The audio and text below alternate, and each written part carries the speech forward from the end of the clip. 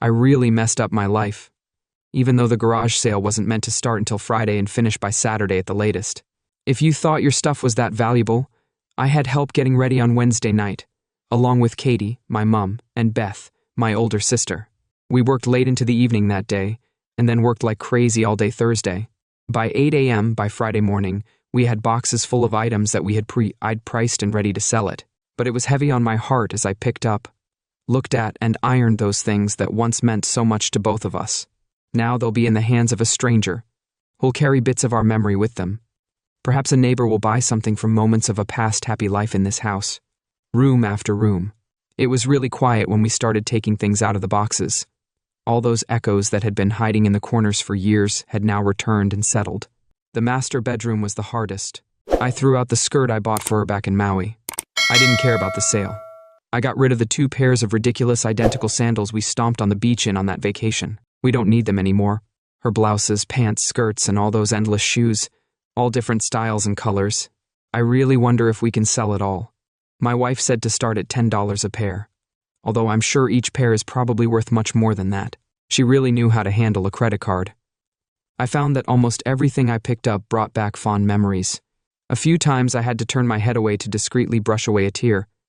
I hope that my memories will fade, but so far that hasn't happened. It seemed that the contents of every drawer I opened cut my heart in two. Mom banished me to the kitchen from time to time, telling me to grab a snack and take a break. She told me to grab a snack and take a break. She and Beth had already done most of the work, and even my broken heart couldn't stop them from finishing their mission. Sitting in the kitchen didn't help me in any way. My new apartment was small, and I wouldn't need all those pots, pans, and plates in there by the time we were ready to start. The garage was full of boxes from floor to ceiling.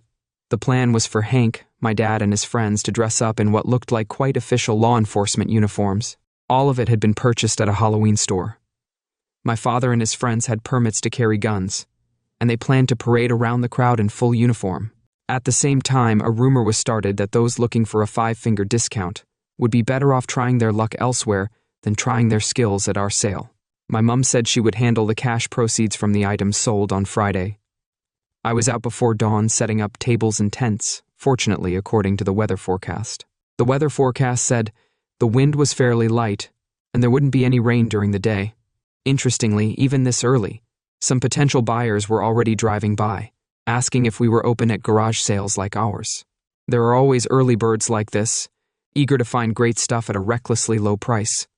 Beth showed up around 7 a.m. morning. With fresh donuts soon after, Mom and Dad showed up as well. While the women were busy, the men started moving furniture out of the house. With each item that was taken out of the house, the crowd that was quickly gathering in our front yard grew in size. It was amazing to see so many people for an early morning sale. I offered to handle the incoming cash, and I was glad we'd thought ahead and picked up a large pack of disposable bags for customers to put their purchases in. Beth loved socializing and working with the crowd, and she'd come up with all sorts of funny responses whenever someone asked a question. My sister was at ease, telling customers anything they wanted to hear. They were happy to tell them anything they wanted to hear. One of my dad's friends kept an eye on the locked display case that held all of our jewelry and valuable antiques. Some of my duplicate keys were under lock and key, too. I didn't even know if this friend of my dad's knew about the jewelry. But the little neat but some older ladies hanging around the display case were really interested in it. The street was already pretty crowded, with 2 of our closest neighbors taking advantage of the crowds and putting out some of their stuff. We didn't fail to exchange pleasant trees with them. Darcy, Deanna's closest friend on our block, showed up shortly before 8 a.m. "Morning, Chad, what's going on?" she asked, sounding a bit impatient. "Good morning, Darcy. It's actually called a garage sale." I grinned as I walked around the yard. "I know what it is." She snapped. "Dean told me you guys are just going to be selling some stuff. Here. Yeah, that's exactly what we're doing. It's not even 8 in the morning. We've already sold some good stuff," I said. But she didn't mention the furniture. Darcy said, looking around, that she just didn't want me to know about it.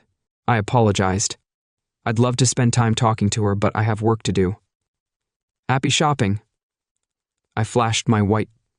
Darcy looked pretty annoyed that I'd been so careless in getting rid of her. She and Deanna always liked to think they were in control, so I wasn't surprised when my phone rang a few minutes later. "Hey, Deanna. Hi. Sorry I can't talk long, I'm really busy with this garage sale." Sale, you know it's like an invasion, but we're doing just fine without you, thank God. Chad told me you have clothes and furniture all over your front yard and driveway. Darcy came through the phone in the clearly angry voice of my sweetheart. What can I say? I have to get up early to get past Darcy. Yeah, we were moving pretty fast and it was all going well until she started screaming. I ended the call, and the next few calls went to voicemail. The big picture, I completely forgot about the pictures. I went back inside and looked through all the rooms, taking them off the walls. The frames alone were worth at least 10 times what I'd asked for. When I reappeared in the yard, my mum told me that Dean had managed to call her as well, but Mum handed me an envelope with $500 in it. It was only $8.15. Wow, not bad at all. As I looked around, I realized that despite the crowd of potential buyers, our Egyptian collection of stuff had hardly shrunk. Every time there was room on the table, Beth would immediately empty it. By this time, there was another box. The road in front of our house was very busy. Someone was trying to back their pickup truck up next to our driveway to load a dresser. Meanwhile, another envelope with $500 in it went from my mom to me. Some lady was trying on Deanna's shoes at an unbelievable rate. She was like a shoe addict on a binge. Her eyes were burning with an unquenchable fire, like she was going to carry off 10 pairs or even 20 worth. I was still worried about how those slightly worn Louboutins would sell. Deanna called again, so I decided it was time to pinch her cheeks again. Hello, I purred. Don't you dare. Hallo. Darcy told me you're selling my clothes and thoughts. Your friend is very observant. You weren't supposed to touch my stuff, she shrieked. My bad. I swear. You said to get rid of the ugly stuff, so that's what I'm doing. Remember, you even wrote it down, didn't you? You were talking about your sweaters, the ones that I think you consider them cute, but I think they're actually totally ugly. Perhaps you should have been more specific. Wait, let me read it. It's in your handwriting. Get rid of ugly clothes. I'm going to tell you that your wedding dress is sold out. You know you looked pregnant in it, so I got rid of it. Isn't that cool? You're Chad. What the hell? Deanna, I have to ask, what is going on with you? I'm following your instructions, but I see that most of your jeans are gone too. I remember you always thought they made your ass look fat, but I don't think that's the issue here. Either way, they won't bother you anymore. Why are you treating me this way? Treating me like this? There's a note of complaint in her voice. It's a rhetorical question, right? Uh-oh, honey, I've got to go, I said cheerfully, noticing something in the yard. The lady who's wearing your shoes like a Christmas tree is already waving her money around. I think she's ready to settle up. We'll hear from you later. I pressed the red button earlier in the week, on Wednesday morning. That's all I'm going to say for now. I've been to all of our previous garage sales. If you remember, I replied calmly. You may have been there, Chad, but it was always me who planned everything. Now I'm just trying to make sure everything goes smoothly without me. My wife Deanna was. We're organizing our upcoming community garage sale. The HOA we belong to limits us to such events twice a year. We take part in them in the spring and late summer, but more for the sake of immersing ourselves in the neighborhood community than to make money. Of course, it's nice every once in a while, so we do it. We're going to be clearing out our homes, AVG, and stables and getting rid of things that no longer have meaning in our lives. Deanna won't be around this time as she's traveling to Cleveland to finalize a merger. It seems to be her 4th trip there in the last 3 months. She's not a lawyer, but she works in the legal department of her corporation. I continued waving the sheets of paper in my hand. There must be 6 whole pages of your instructions. I'm going to get help either way. My parents and Beth already said they'd be here. I think my mom is only doing this so she can spend more time with Beth. That's what she said I was. I'm just jotting down everything that comes to mind. I'm trying to make your life easier. Okay, give me the list. I just remembered one more thing. Look, I'm writing it down. Get rid of these ugly clothes. You got it. She tapped her pen on the paper in front of her. Whatever you say. I'm not some capricious child. No matter how hard we try, we won't get. Some things will cost a lot of money. And yes, some of it will still be stolen. It always happens when we do an event like this. Don't worry. I'll keep the most valuable items under glass. You're always looking at your phone, I said, noticing that she was distracted by it. What's up? I'm just checking Uber and Lyft fares. Deanna answered a little hastily. They change all. I just saved $10. She bragged, not showing me the screen of her phone but instead tucking it into her pocket. They'll be here in 15 minutes. Can we hug before we go? We can do more in 15 minutes if you want, I'll send you back to the home of the 1,964 NFL champions with a radiant smile on your face. With that sentence, I tried to grope and fondle. Deanna, while giggling, tried to get away from me. "Get off me, you pervert," she said, fighting back. She slapped her palms against my hands before breaking free and jumping aside, adjusting her clothes. "Have it your way. Have a safe trip," she said, as soon as the car arrived. Deanna was out the door in a flash. Lately, we were looking more and more like co-workers. Deanna and I were at someone's graduation party. The stress of this merger was starting to take its toll on her. She probably should have stopped drinking alcoholic beverages a few drinks ago. On the way home, she started playfully rubbing my pants. Well. Looks like she was ready for action. Someone's ready for action. Step on it. Chad grinned. My drunk wife. I sped up, and we soon arrived home safe and sound. Once inside, we threw off our clothes and rushed to the bedroom and made love. After a little while, Deanna was fast asleep on my chest, though she never got off me. I replayed the last 20 minutes in my head, and here are some of the unusual things. I noticed that she never initiated lovemaking. The only time I'd ever been honored by Deanna had been on my anniversary. Even then, she'd done most of the work reluctantly.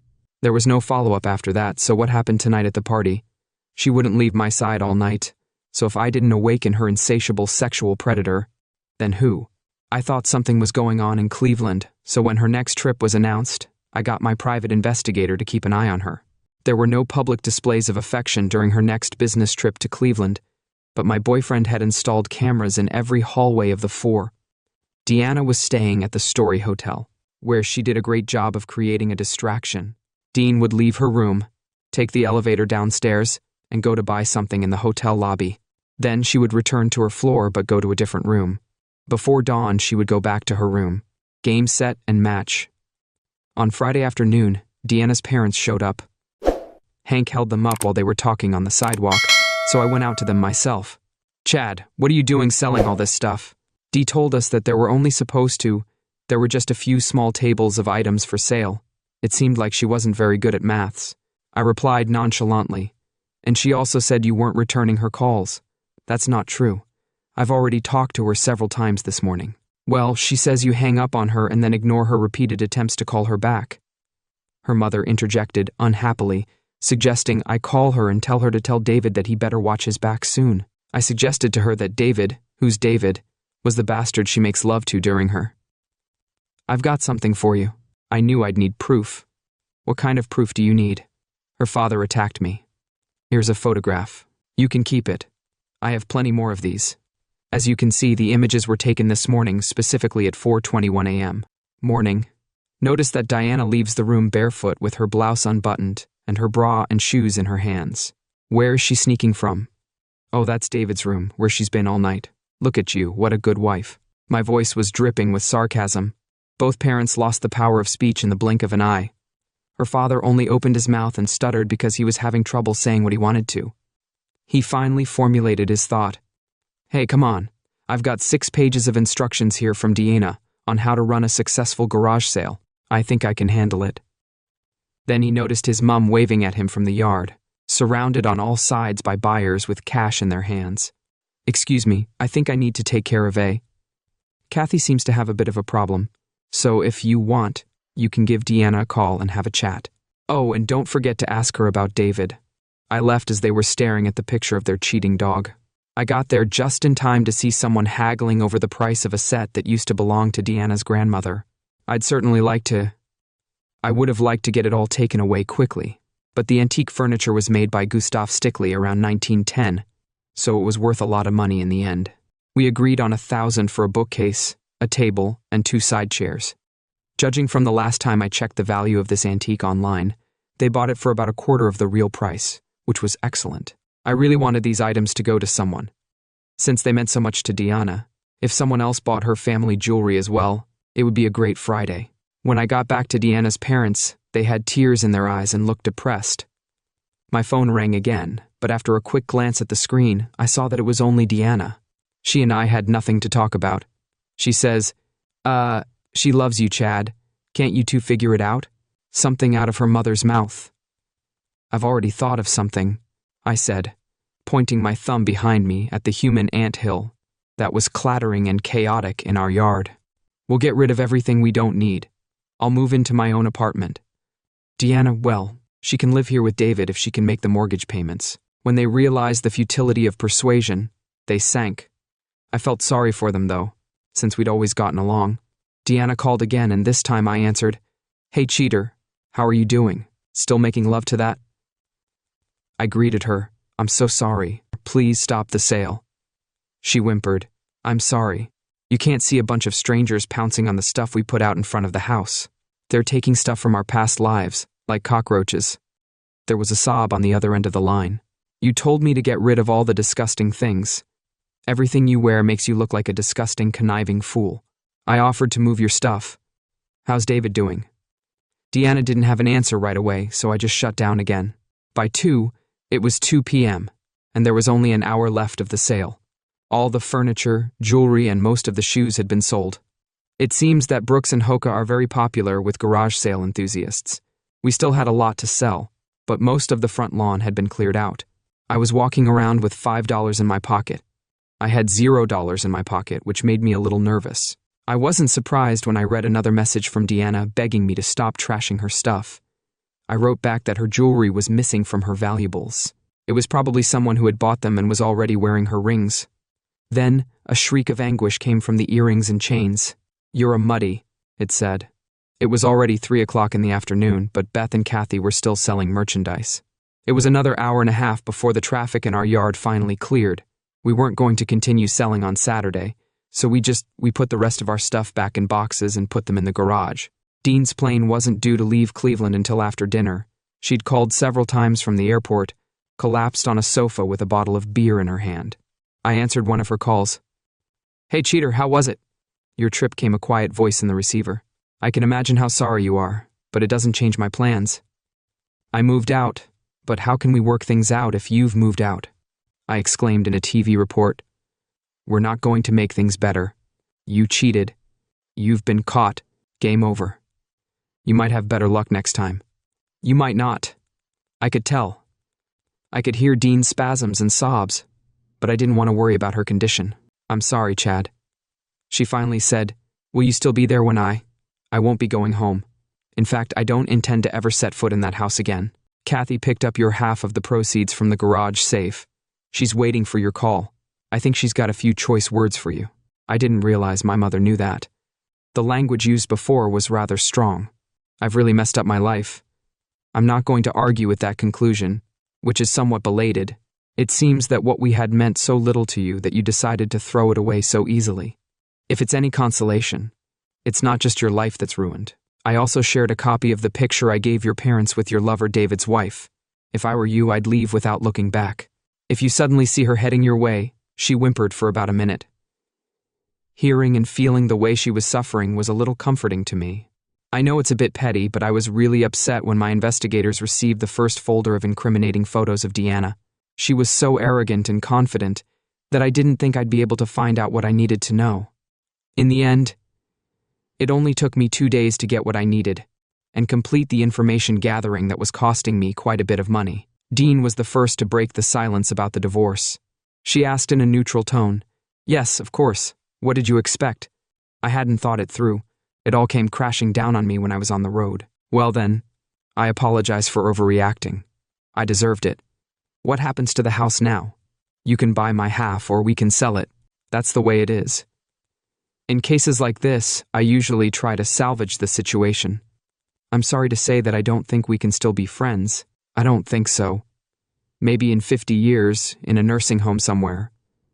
"I apologize," I said with a chuckle. "Yeah, you said that already. My plane's coming in for a landing." "Landing, you're not going to pick me up this time, are you?" "I guess just to be safe." "No, I'm not.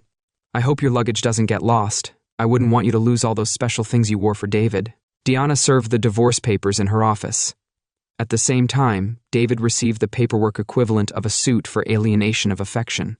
I may have wasted my money on this, but it had the desired effect. I had pictures of both of them entering his room at night and not coming out until the next morning. There's no way to prove they had sex, but at least they were both fired from the merger team. I don't think they had a chance of moving up in the company, even though I had Deanna's instructions for the garage sale. My lawyer said a judge might see it differently. We'll see.